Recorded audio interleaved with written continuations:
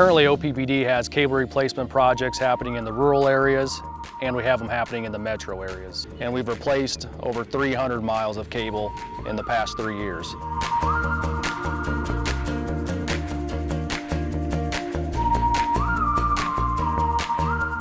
There are several reasons why cable needs to be replaced. We have a group that's called our asset management team, and they go and find these segments of cables that was damaged by a fault or is old due to the age of the neighborhood, and we go in and replace segments of cable at a time.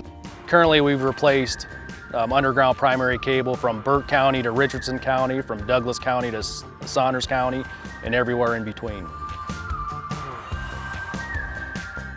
We've decided to go underground with a lot of our utilities because it's less susceptible to the environmental impacts.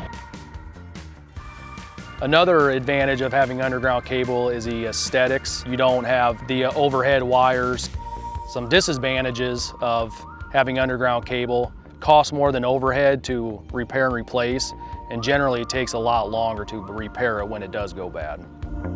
We're in the neighborhood of Ridgefield off of 132nd and Blondo. Our OPPD contract crews are replacing these primary cable. Before we get started with working in the neighborhood, we notify customers by letters, automated phone calls, and then door hangers.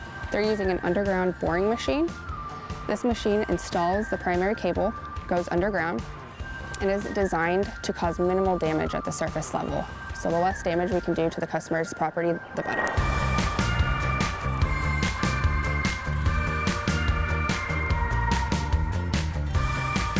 This project is important because as OPPD's infrastructure ages, we want to continue to provide OPPD customers with the most up-to-date, reliable service.